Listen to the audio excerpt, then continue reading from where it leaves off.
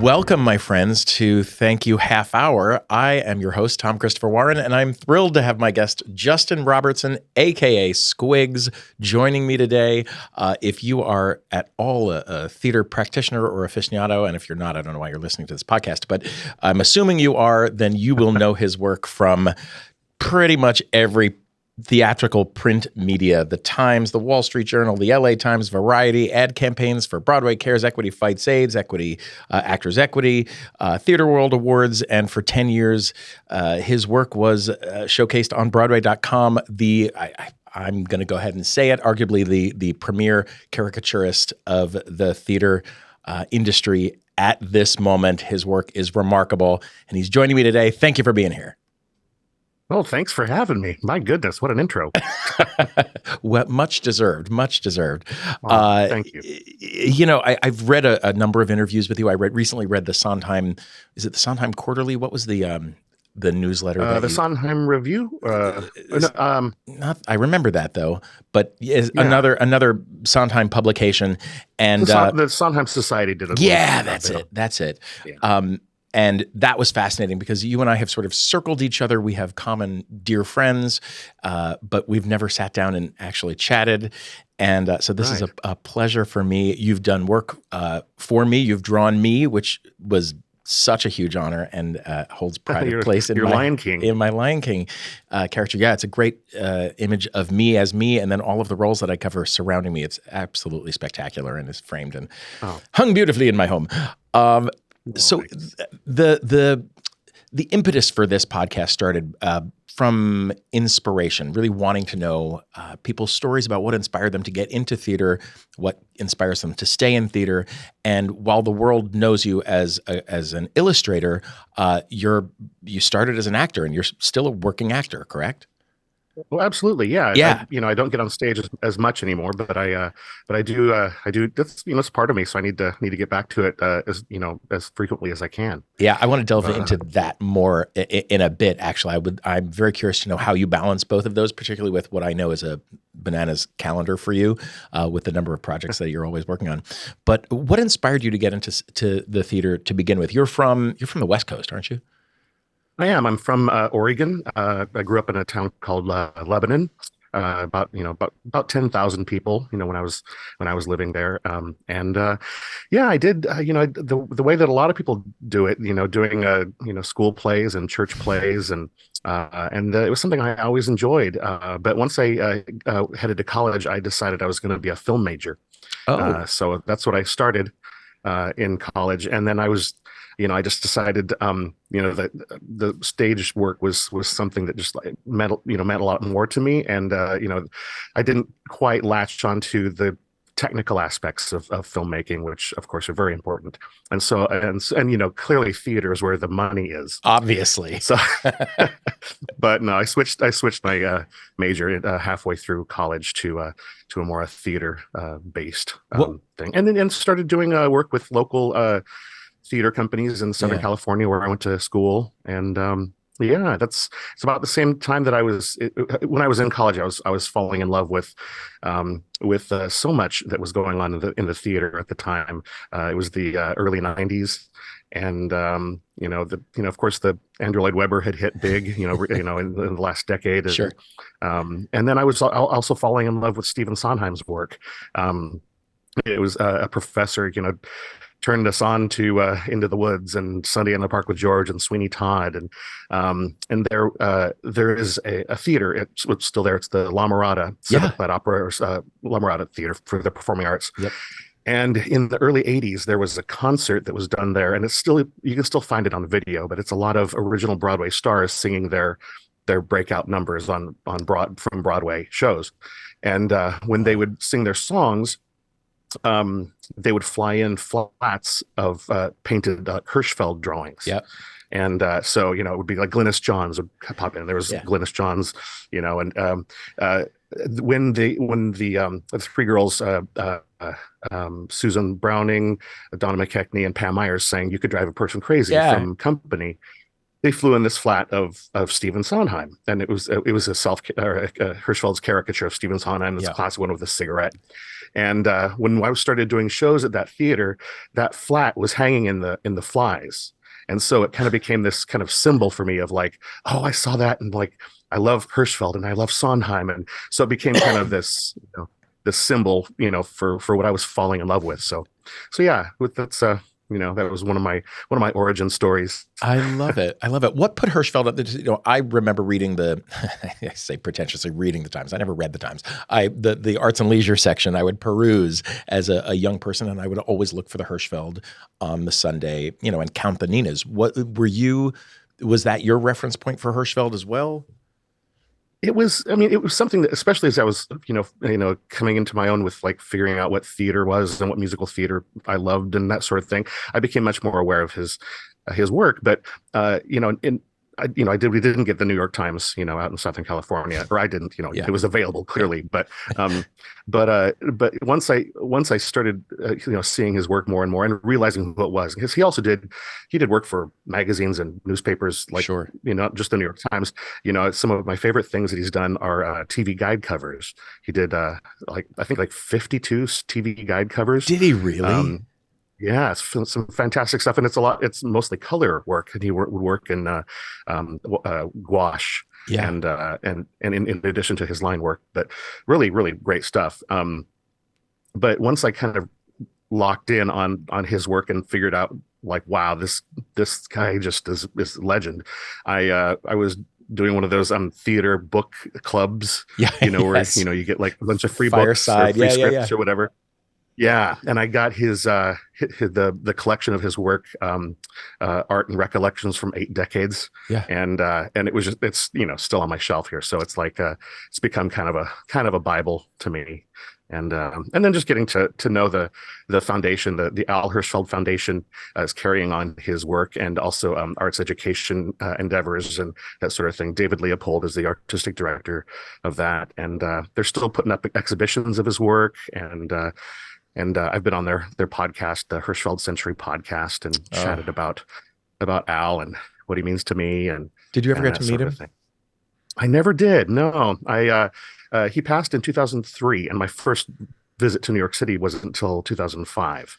I read that, but which blew my mind. Yeah, isn't that wild? I mean, I feel like I've been around a bit longer, but yeah, it was just, I just had never, taken a step to take a trip out here. So, Well, so yeah, you were- but back to Hirschfeld, I have met Nina. You have. Yes, yes, she came out to a big exhibit that they did here in the city, and her family came, and they're just this lovely family. Just live in Texas. I think that she still dabbles in like some community theater stuff and stuff, but just it's the nicest. She was kind of known as a very reluctant celebrity. She kind of became known for her name being hidden in her dad's sketches. Yeah.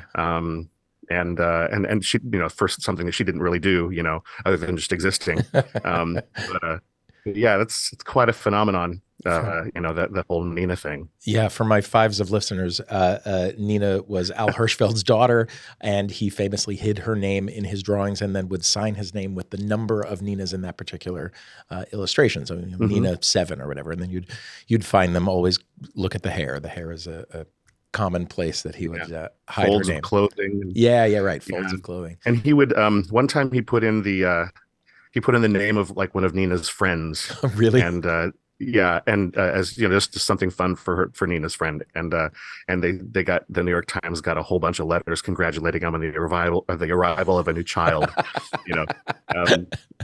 And there's a really great drawing that Al did of Nina, and kind of as payback, he hid his and his wife's name in the drawing instead of Nina's. So I mean, you can tell in his work, you can tell in your work, in the artists that you list as inspirations for you, you can see the sense of humor in all of them, in all of their points of view, in all of your points of view. You see the whimsy, you see the fun, you see the play. It struck me this morning as I was considering what to talk about. You're capturing in an art form that is flat. You are capturing motion and doing it magnificently, right? You're examining a moment in a narrative and giving it a lot, not only motion, but motion in a theatrical, in a heightened sense. You're taking these moments. How do you find that? I talked to a composer and I ask, how do you read a book or read a play and find those moments that sing? How do you take something that jumps off the stage and into your pen? How do you identify that moment? It's tricky. I mean, I do obviously try to capture the energy of a show, in a still image. But I often find subtleties that I like to latch onto. I mean, I've used this example before, but the revival of Porgy and Bess, it was Norman Lewis and Audra Yeah. McDonald, and there was um, a, a gesture that happened a couple times in the show, and it was like from across the stage, Porgy reaches out to Bess, and it was just really just poignant for me, and Yeah. so like that's what I latched the drawing onto, that sort of a thing, and often it's I try to connect, in the storyline, certain characters connect in certain ways, and I try to reflect that in how lines go. You'll see the line of one person's posture kind of goes into another person's Yeah. posture Yeah. or an arm or something like that. So finding ways of um, connecting characters and that sort of thing. And it's something that's kind of just developed over the years. And I like to have portray an energy in each sketch, and so that's my goal, is just to make it move, and obviously it's the inspiration comes from each show. So Sure. I mean, yeah, that's the thing, though, the movement, the energy, because the work is anything but flat, right? It's line drawing, which in theory sounds like it wouldn't have movement and is nothing but movement in your work. And I think that's what's so dynamic and oh, romantic and thanks. funny, and all of the adjectives about it. That's what's so remarkable. Is it different for you drawing? I'm going to phrase this. I'm going to regret this, but drawing an unknown versus drawing someone with a lot of theatrical baggage, drawing a theatrical star or diva, does one come with more or um less weight?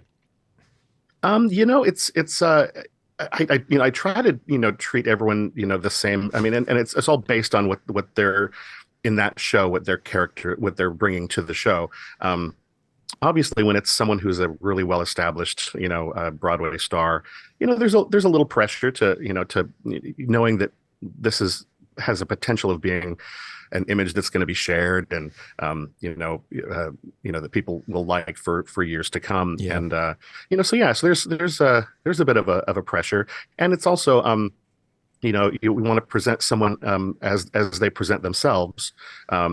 And sometimes it's there's the pressure to make sure that people are aging well, and you don't want to I don't want to over exaggerate someone's wrinkles, or that sort of thing, but those some of the wrinkles are what gives someone their character, and what they bring to the stage now. So And part of the it's always assignment that little is, balance where I'm like, yeah, yeah. I mean, part of, by definition, caricature work, and I don't know if you consider yourself a caricaturist specifically, but you are exaggerating or heightening certain characteristics in order to be sure. recognizable and to sort of find that energy. Mhm. That has to be a tricky balance when dealing with ego. It is, and as I've fallen into a sort of a style that I'm currently at, I do tend to do pretty like square jaws and pointy chins and stuff. So sometimes there's a bit of a harsh angle there, and it's not meant to be mean at all. It's just part of like kind of how my style has gone, and I'm very lucky. I honestly don't really hear much negative response to my work, but the one thing that I have heard, like from a couple of people, that are like, "Oh, he made my jaw so pointy." I was Oh, like, listen, "Oh, I've okay." never had a squarer jaw. You gave me the best jaw I will ever have in my life, and I'm here for it. What were the early reach outs that you had, the instances of somebody reaching out and going, "This is so extraordinary. I am so honored to have this. This came out so well." Well, um, I've had a lot of really wonderful experiences. Something early on, it's before I was here in New York. It was after my first visits to New York, but I decided that I would kind of recklessly draw like Tony nominated musicals in 2006, and I just did black and white line work of the shows that were nominated that year, which were I think it was the Wedding Singer and The Color Purple Oh, and wow. Drowsy Chaperone, Yeah. I packed up copies of these sketches, and I didn't know who to send them to. I just sent them to stage doors. I literally Did sent you like really? packages. I did, and I'm like, in retrospect, I'm like, that's stupid. It's like, I was kind of at the mercy of the stage door person, Totally. or the stage manager or whatever, Yeah. and so some of them did land, and whether or not people got them or not, but I got two responses from that actual one an email and one a letter. The email was from Danny Burstein, Ah, um, who has become a dear friend of course. as life has gone on, just the best. And then the other one was from LaShawne's, Ah, in the Color Purple, and so I've gotten to chat with her, numerous times over the past few years, and uh, and gotten to thank her for that, because those are such great encouragements to me, and kind of made it clear that it was, I needed to make some efforts to get here. Um, but as far as other, like in more recently, work for Broadway.com has gotten some really nice comments from some people that I thought were, well, I think are, pretty amazing. One was James Earl Jones. When I when I when I unbelievable. drew and John Larroquette also, they were both in the play The Best Man, Yeah. and uh, and so they bought prints of it, and wanted me to meet up with them after the show, and chat and stuff. So that was really great. And probably my favorite one, and I'll probably tear up about this one, but here we go. Robin Williams Oh, bought the original and five prints of well, it was his Broadway debut, The Bengal Tiger at the Baghdad Zoo, yep. and so he bought the prints, but his team contacted me, and I had the prints made, and had everything sent off to his place in California, and I was like, ah, shoot, I'm not going to get to meet him, and but then some other cast members bought prints, so I was there at the theater at the Richard Rogers, Yeah. delivering, and I was waiting in the stage management office, for a couple people to get some money and stuff, and sitting there by myself, and this head pokes around the corner, and he says, "Hey, are you the artist?" And I was like, "Yeah, it's Robin." He's like, "I think I bought the original." Oh And my I was like, God. "Yes, you did. Thank you."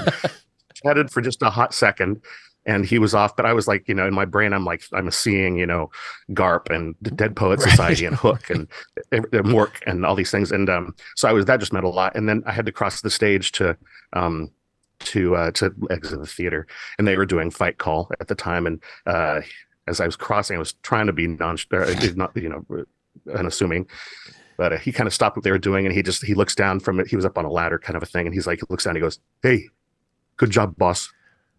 Come And on. I was like, "Okay, I'm tucking that one away for a while." So yeah, that was fun. Sometimes you can meet your heroes and it's great. Yeah, absolutely. We have a common pal. Jim Ferris is a dear pal, and he's notorious as being the mayor of Broadway and certainly the mayor of Lion King. And so we got a lot of people backstage, and we are offered the opportunity to give tours. And there is no one better at navigating that fine line of, you're enormous, you're so famous, and I'm a working cog in this show, and somehow we find common ground. And he's remarkable at his social skills are so great, and Oh, totally. it's just incredible.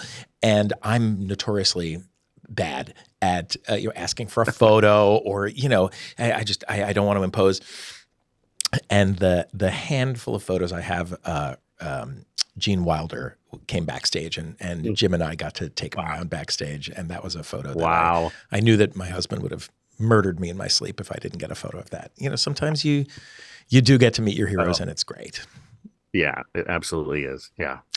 When are you And then on? it's also, Go for it. sorry, the one of the things that I've just loved about just being in New York, and now I've been here for over 13 years, so I can kind of call myself a New Yorker, Yeah, I think ish. so.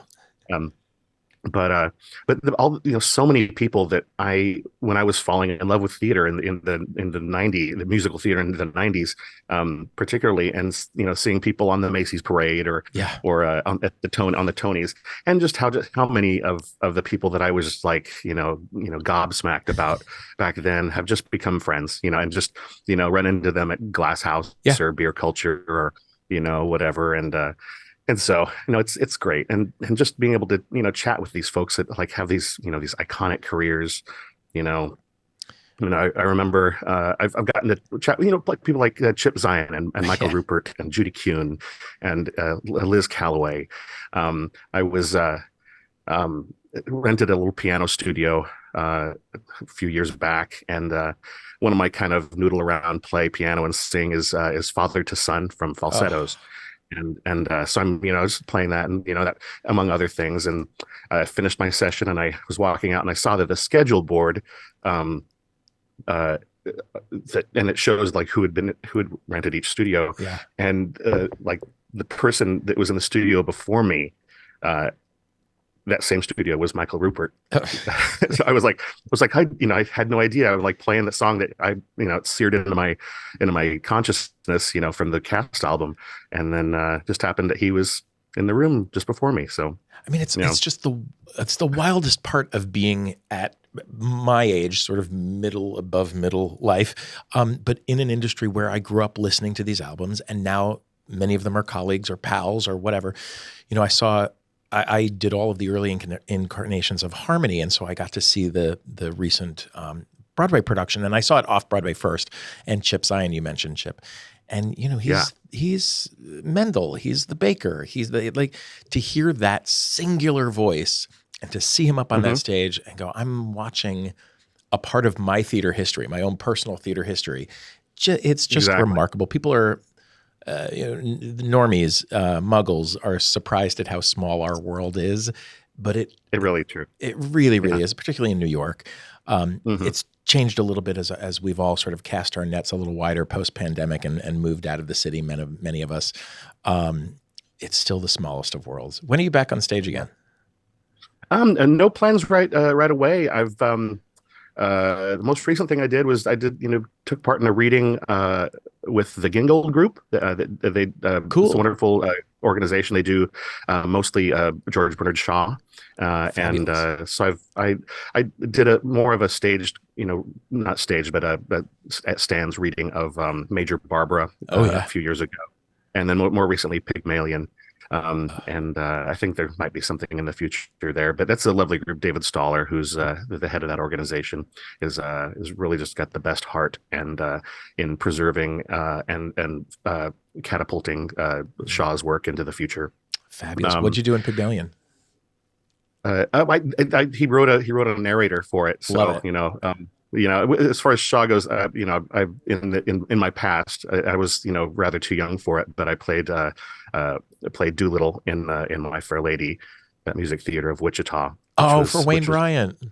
yeah, yeah. Fabulous. And I was doing right before that, I was doing I was doing Lycus, and funny thing happened on the way to the forum, and the guy who was supposed to play Doolittle had broken his leg, and so they asked if I would stay on for a couple weeks and do Doolittle, and so took that on. And my Eliza was Kim Huber, who's a dear Oh. friend, and she's technically just maybe a year older than me. So I was playing her dad, and so we exchange messages every year on Eliza Doolittle Day Of and on course. Father's Day, so. But Yes, yes. Judy yeah, Glazer was my Eliza to my Freddie many, many years ago, and every Eliza Doolittle day we have to exchange messages.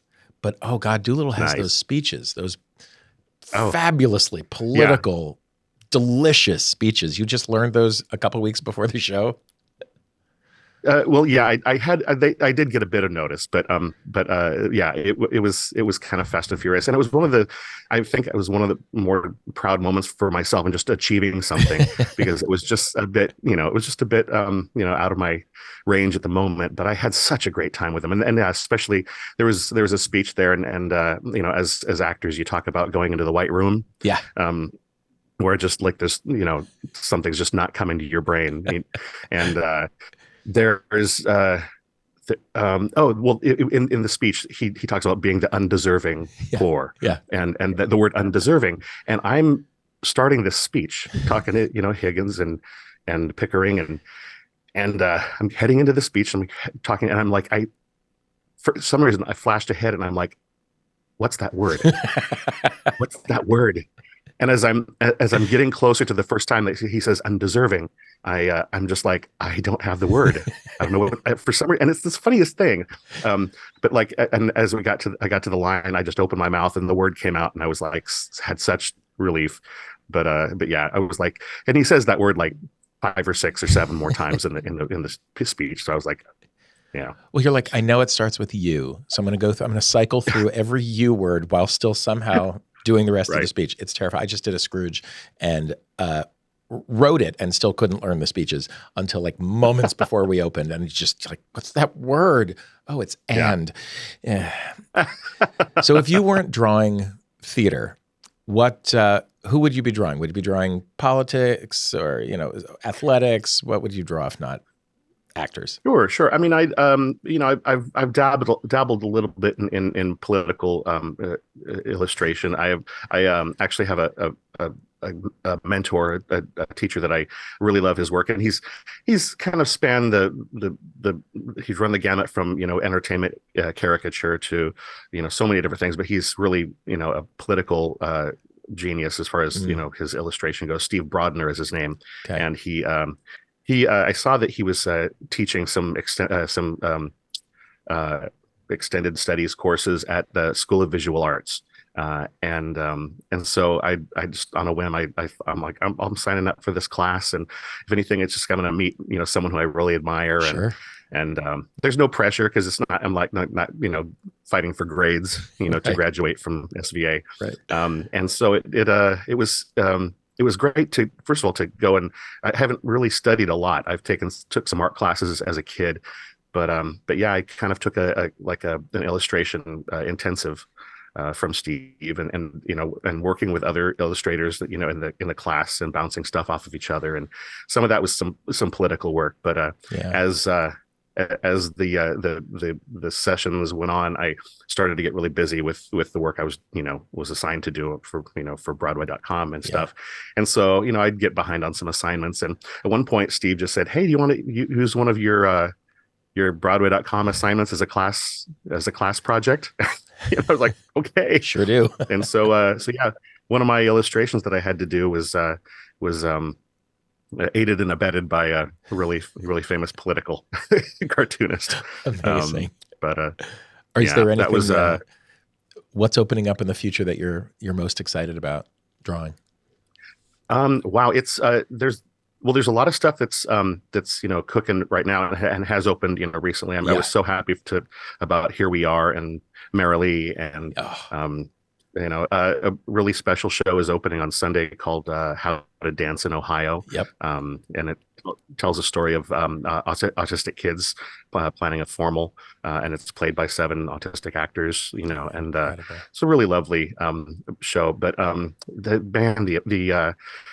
the announcements have been coming fast and furious as far as the spring shows that are on their way.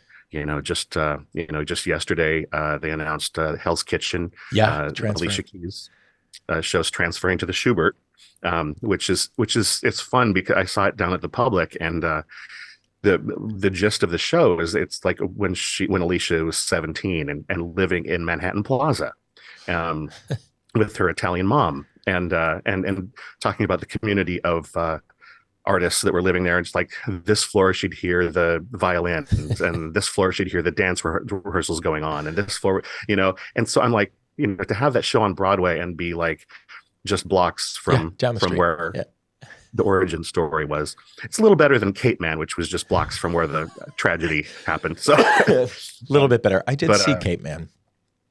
Yeah, I never did get to see it, but yeah, it's one of those Broadway stories where it's like, oh yeah, you didn't know exactly what side to fall on because it was, I don't know. And yet there was that moment with Sada Ramirez sitting cross-legged, dead center upstage, and I'd never seen them in anything, and this was my introduction to Sada Ramirez, and you just knew you were watching something that was a force of nature. You were watching a human being like be born in front of viewers. And of course they Wow. became a star because there was no other option. They're remarkable. That was cool about it.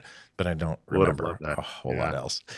Uh, But thank you so much for your time. We're at half hour. Thank you, half hour. oh, wow. I know, right? It Nice. sort of flies by. I should have called this thank you hour, but it didn't occur to me. But I'm just thrilled that you were able to carve out time for me. I know how busy you are. Is there somewhere that my Fives of listeners can find your work? Do you have a gallery? Do you have a shop? Well, sure. I mean, you can find typically my latest illustrations I'll post on Instagram, which is at Squigs Robertson. And then I do have a website, Squigs Online. It's Squigs online.com. Great. We'll link And both of those. yeah, and so anything, you'd want to know about me, you can probably link it from there. So Thank you so much for your time. It's such a pleasure to talk thanks, to you. Tom. Let's do it over a beer next time without a mic between us. I'll be back in the Yeah. city at some point soon, but All right. So great to talk to you then. you as well. Take care. Take All care. right, that's a half hour.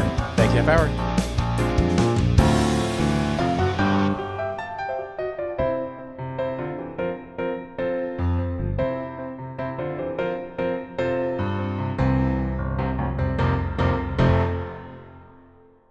Boxland Media. Think big.